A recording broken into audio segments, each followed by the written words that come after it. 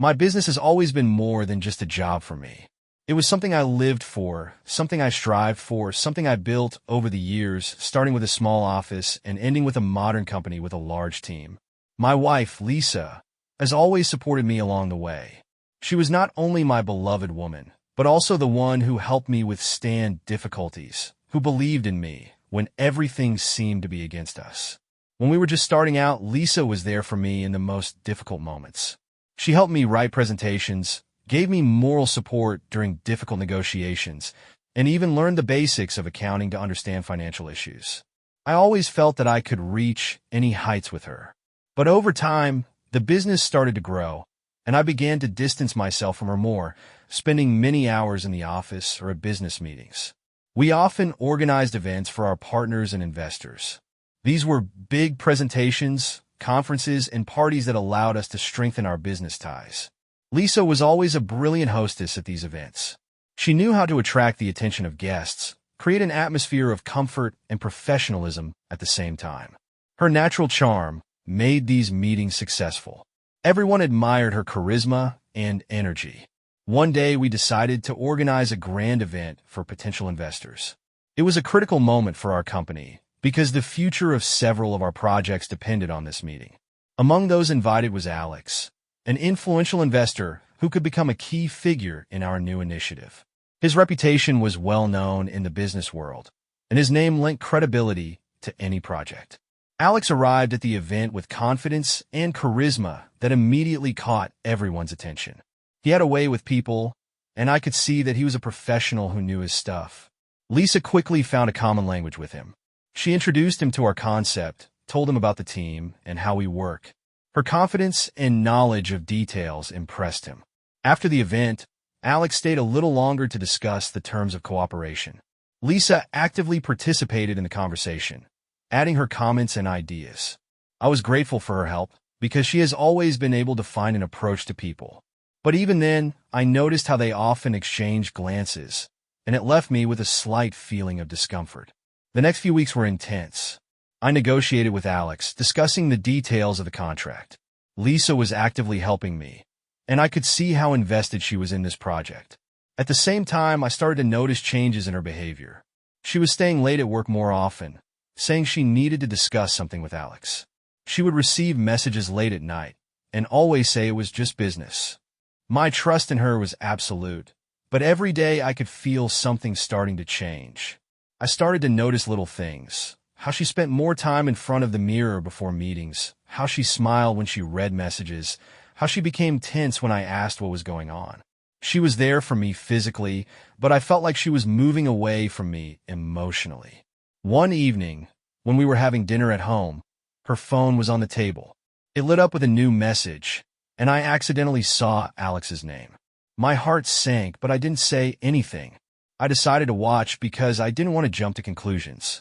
But from that moment on, I became more attentive to everything that was happening. A few days later, I suggested that Lisa and I go out of town for the weekend to spend time together and get some rest from work. She refused, saying that she needed to finish preparing for an important event with Alex. Her refusal upset me, but I was still trying to find a logical explanation.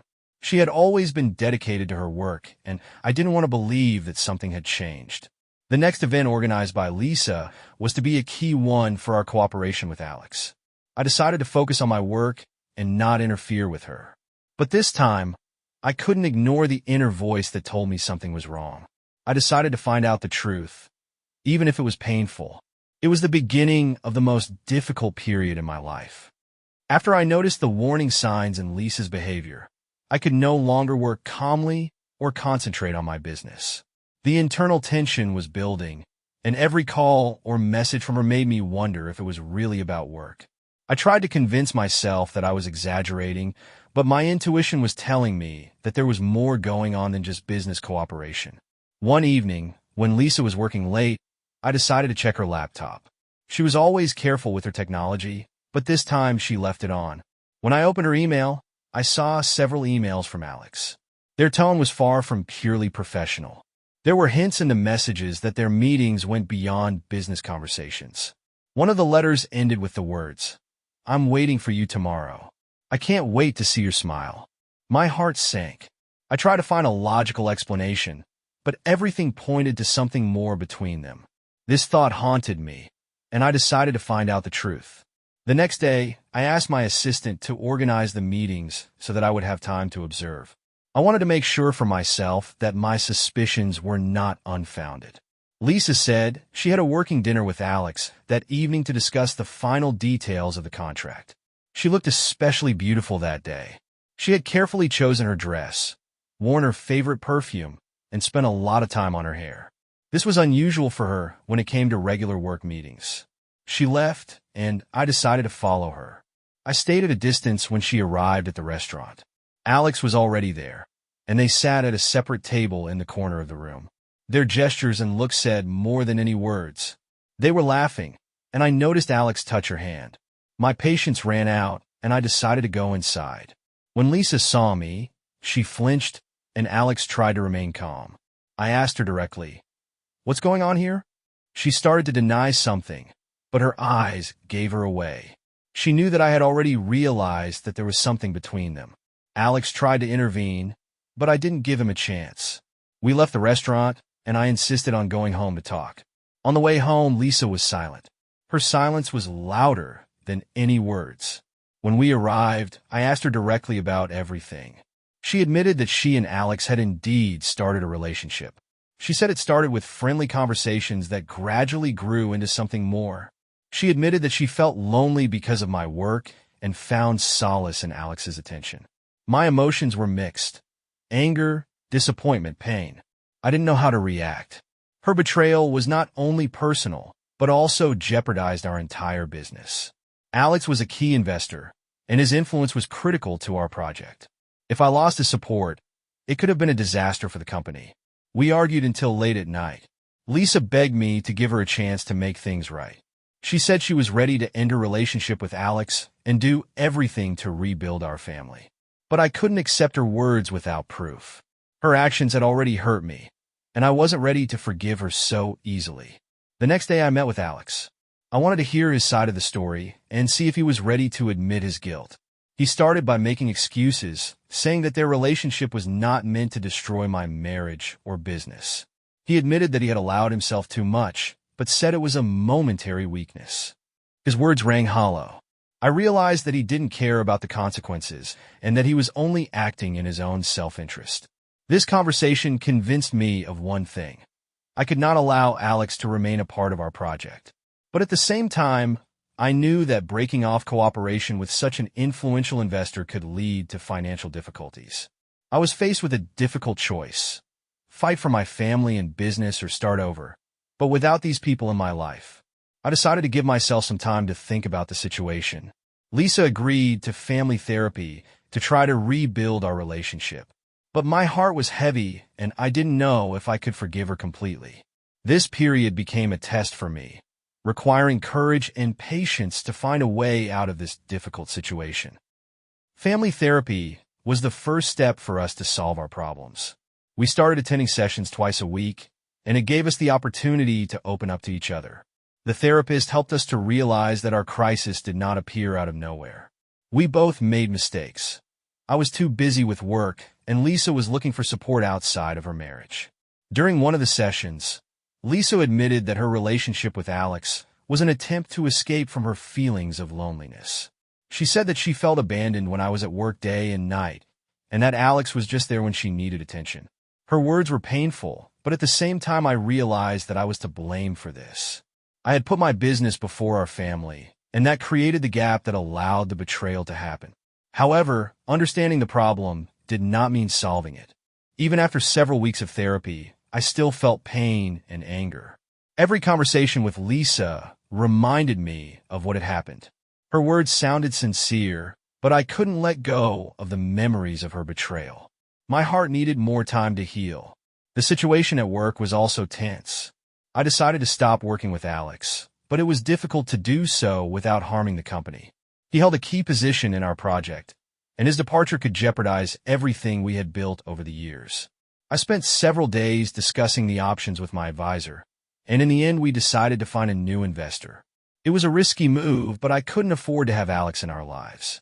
Lisa, for her part, tried to help, She offered to take on some of the work of finding investors and organizing presentations. I could see how hard she was trying, and it gave me mixed feelings.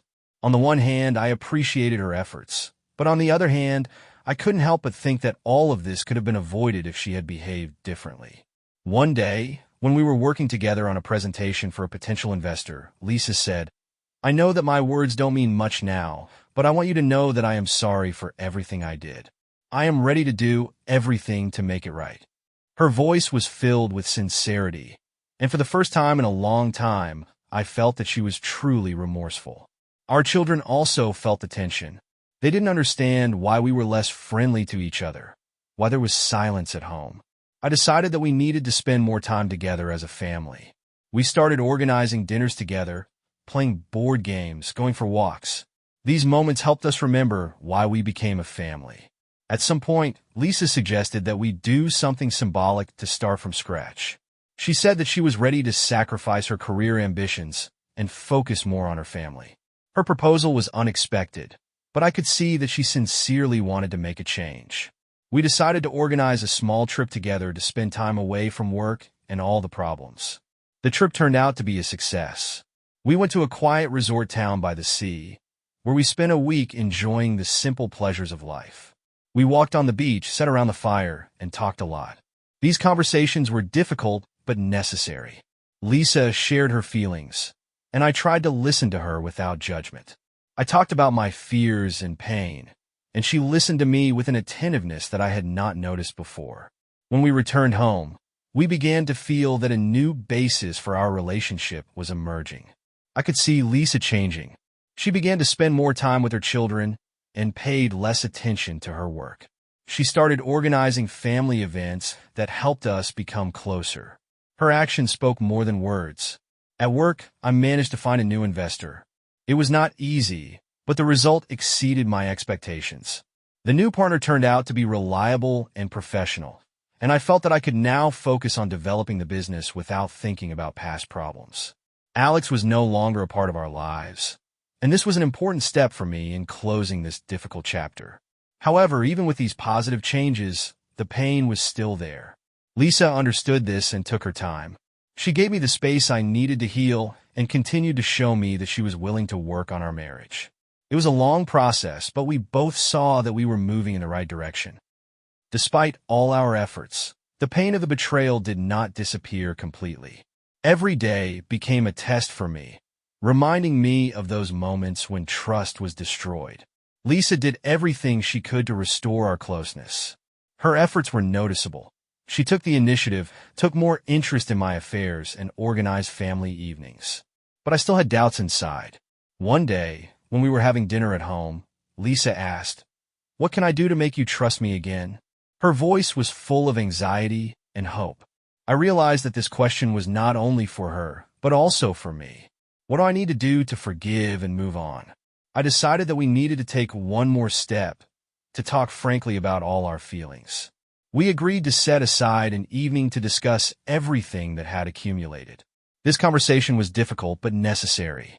Lisa admitted that her affair with Alex was not only the result of my absence from her life, but also her own unresolved fears and insecurities. She said she started looking for validation of her worth when she felt lonely. I in turn shared my pain and frustration. I told her how difficult it was to see our relationship crumble over what seemed like small things that we ignored. This honesty allowed us to look at our situation from a new perspective. We realized that we needed to work on ourselves to become a team again. At work, too, we reached a culmination. I received the final confirmation of cooperation with a new investor. It was a long and complicated process, but the result exceeded all my expectations. The new partner turned out to be reliable and open to ideas, which helped our company start a new stage of development. Alex was a thing of the past, and I could finally breathe freely. Lisa suggested throwing a party to celebrate our success. At first I was hesitant because such events reminded me of past problems, but eventually I agreed. It was a symbolic farewell to a difficult period in our lives. We invited our friends and colleagues, and the evening became a real celebration of unity. During the party, Lisa came up to me and said, Thank you for giving me a chance to make things right. I know it wasn't easy for you." Her words were sincere, and I felt some of the pain I had been carrying around begin to disappear. It was the moment when I realized that we could really move on. However, the real test for us was the trip we planned as part of our therapy. We decided to go on a trip to spend time together and create new memories. It was a long car ride through several cities where we could talk for hours, listen to music, stop at small coffee shops, and just enjoy each other's company. On this trip, I saw Lisa from a different perspective. She was calm, sincere, and really interested in making me happy. We laughed a lot, shared our thoughts, and planned our future. These were moments that helped us remember why we fell in love with each other. On the way back home, I realized that my heart had begun to heal.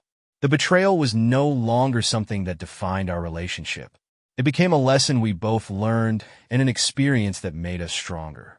I no longer saw Lisa as someone who had betrayed me. I saw a woman who fights for our family, who recognizes her mistakes, and is willing to work on herself. When we returned home, we decided that it was time to finally leave the past behind. We removed all the things that reminded us of that period. Lisa even suggested repainting our rooms and changing the interior to create a sense of a new beginning. It was a symbolic gesture, but it was very meaningful to both of us. The culmination of our story was not dramatic. It was quiet and calm, just like our evenings together at home. We realized that the main thing in a relationship is not the absence of problems, but the ability to solve them together. And although the road to recovery was long, we finally saw the light at the end of the tunnel. After our journey together and the decision to leave the past behind, Lisa and I realized that life can offer a new beginning if we want it to. We felt that we were closer than ever before. It was not just a matter of rebuilding trust, but of redefining our relationships and values. One of the first steps was to create new family traditions. We decided to spend time together with our children every Sunday. It could be walks, cooking at home, or even a simple evening of board games. These moments strengthened our bond and helped us to remember what we decided to fight for. At work, the situation also began to stabilize. The new investor turned out to be a man of his word, and his support allowed the company not only to stay afloat, but also to start growing. I began to involve Lisa more in business processes because I realized that she wanted to be part of this journey. She helped me with organizing events, developing strategies, and even offering new ideas. Her contribution was invaluable, and I could see how it strengthened our relationship. Despite all the positive changes, I realized that from time to time, there would be moments of doubt or reminiscing about the past. But now we knew how to deal with it. Every time I had doubts, I talked to Lisa about it. She, in turn, tried to understand me and support me. This openness became the basis of our new stage. One day, during a regular family dinner, our eldest son asked, "Why are you and Mom always together?" This question made us think. We looked at each other and answered that love is not only about joy, but also about overcoming difficulties together. This moment was simple, but very meaningful. We realized that our children see us working on our relationship, and it also affects their perception of love and family. A few months after starting this new chapter in our lives, I decided to surprise Lisa. I organized a small weekend for us in the place where we spend our honeymoon. It was symbolic, to return to the place where it all began to build new memories. When we arrived, Lisa was touched. She said she hadn't expected it, and that the gesture meant more to her than I could ever imagine. We spent those days enjoying simple pleasures, long walks, talking, and just being quiet. In those moments, I realized that my heart was finally healed. The culmination of our new beginning was a small ceremony we decided to organize for ourselves and our children. It was something like a renewal of our marriage vows. We invited our closest friends and family to share with them how far we had come. Lisa wrote her vows herself, and her words moved me to tears. She talked about how much she regretted her mistakes and how important it was for her to find her way back to me. I also wrote my vows, thanking her for not giving up and fighting for us. This ceremony was the final point in the healing process for us. We both realized that love is not about perfection, but about the ability to forgive and work on relationships. We decided to leave the past behind and focus on the future. Our lives began to look different. We spent more time with each other and our children. We started planning joint projects that helped us feel like we were a team. One of these projects was a small family business that we started together. It was a coffee shop that became a place where we could work together and see the results of our efforts. Today, looking back, I realized that our story could have ended differently. Betrayal could have destroyed everything we had built over the years. But we chose a different path. We decided to fight for our marriage and our family. It wasn't easy, but now I know it was worth it. We are not a perfect couple, and our life has not been a fairy tale. But now we know that we can cope with any difficulties if we are together. And this is the most valuable thing we have. What would you do in my place? Would you give a second chance? Is it worth fighting for a relationship after an affair? Share your thoughts in the comments.